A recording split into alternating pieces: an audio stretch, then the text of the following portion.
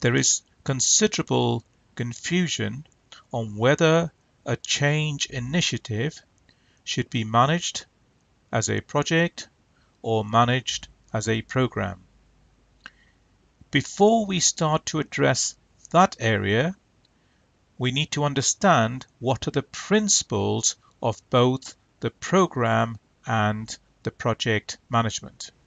And that is what this session is going to help you understand.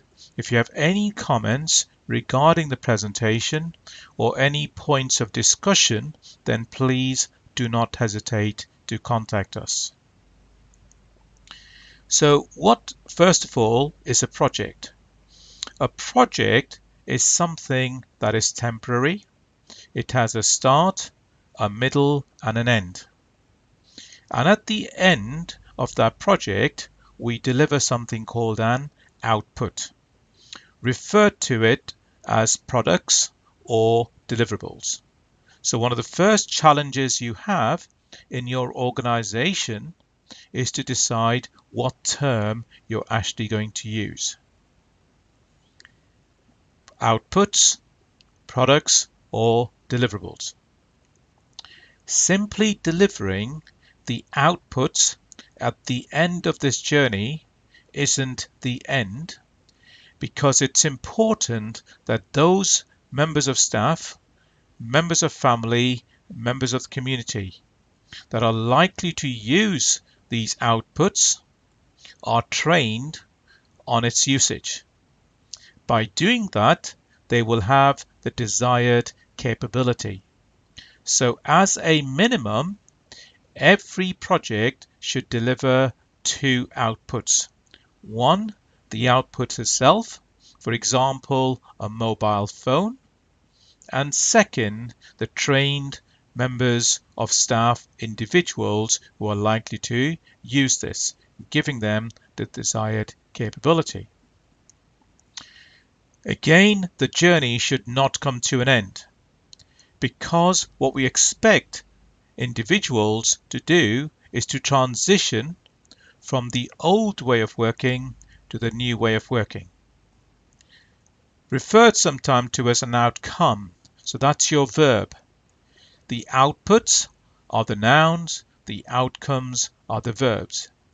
So as you see, the pre-transition, in other words, before we start to use the new outputs, the staff are actually trained.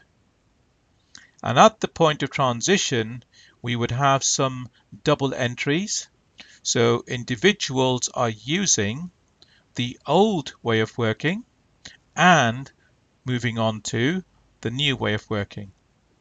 And post-transition is when the teams, the individuals, have completely moved over from the old to the new. And our metaphor earlier, we said you take the bucket away. In other words, the old method should be taken away. Otherwise, people will continue to carry on using the old method. And the green element here is covered by the principles of change management.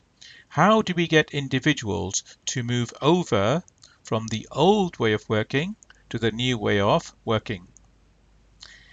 And very important that that work is not left to the program or project managers. Well, the project managers, which is a role, would have disappeared at the end of this point here. The transition is the responsibility of the operational managers. And therefore, it is important for project and business managers to work together to ensure that the end of the pre-transition, their staff have the desired capability. So once individuals have transitioned, we would see an improvement. To start off with, there will be a dip in performance. So when individuals are learning the new system, they will have lots of questions, and is referred to in change management terms of a learning dip. So regardless of how clever you are, it is highly likely that there will be some form of a learning dip. The challenge is to keep the dip as narrow and as shallow as possible. And one of the ways to do that would be to ensure that the desired capability has been delivered in the correct way. And that is what we see an improvement. So first of all, there is a dip in performance or benefits. So it's going to take us longer to do something. And then over a period of time, we should see, and certainly as we get past the post-transition, that the benefits will be delivered. The principles of project management, as we said, cover the delivery of the output and the capability. The principles of change management cover the delivery of the outcome, which is individuals are now using the new system. However, the principles of program management cover the delivery of the output, transition from old to new, and the realizing of the benefits. And therefore, it does not matter what that change initiative is. For every output that is delivered, we must still follow the principles of program management. We need to transition and we need to realize the benefits. You buy a child a toy for Christmas, or for Eid or Diwali, whatever the festival is, or for their birthday.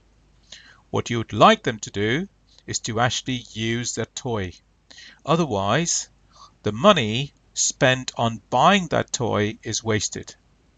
So you'd like them to start using that toy, and as a result of that, you should demonstrate some benefits. One area, as you see, when they're getting used to this new toy, they're trying to read the instructions, they're going to disturb you on how to use it, and therefore there is a loss of productivity. So in summary, we talk about the benefits, again, are measured by the operational managers and not by the program and project managers. Examples we've given here, the output is a delivery of a shower unit.